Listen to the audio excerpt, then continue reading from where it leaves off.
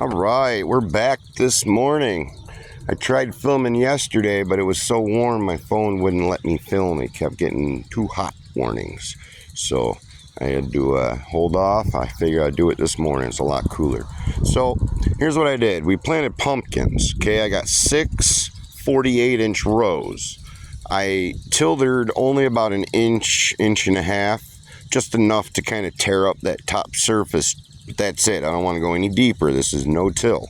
Okay, so after that, I flame weeded it, and then I put a really dense, really thick layer of alfalfa on here. I would have to guess on each one of these 50-foot rows, 48 inches wide, I'd have to say somewhere between 3 and 5 like regular bales of hay. If you were to do that, okay, by the regular bales, it'd be about 3 to 5 per.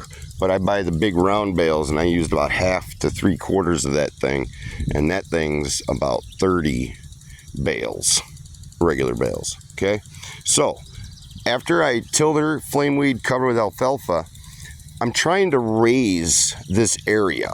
Okay, this holds on to water for a long time, so I'm trying to raise it, and that's why I have such a thick layer of hay. Okay, because when it rains, I want that to go through it. I don't want it to soak or have the roots soaking in water, so I'm trying to raise it up year by year with organic matter. Okay, not only will it raise it up, but I'm also helping prevent weeds.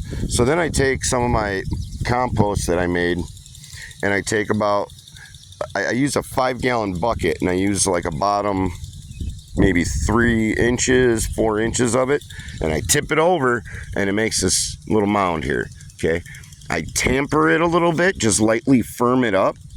I plant my pumpkin seeds. I put 3, one over there, one here, and one here, and then I cover those up lightly with soil, and then I just kind of firm it a little bit.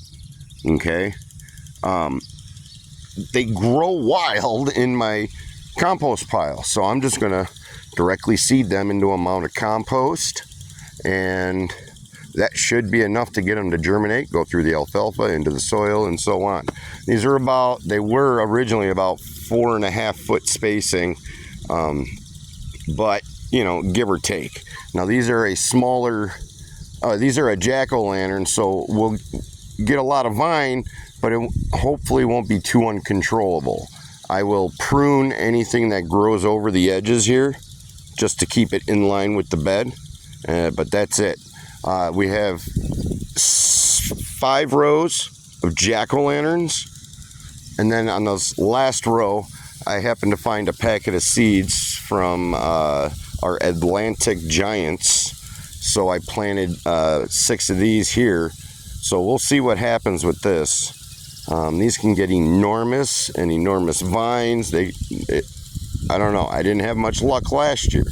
So we're doing this differently. We're going to try it out. So I'll keep you all posted. But yes, pumpkins. I have pumpkins started right now. I'm trying to get an early start. Last year they flopped. This year, if they don't germinate, I still have time to do more. So that's what I'm shooting for, is that these germinate and I don't need to do them again. Anyways, that's what I'm up to. Happy farming, y'all.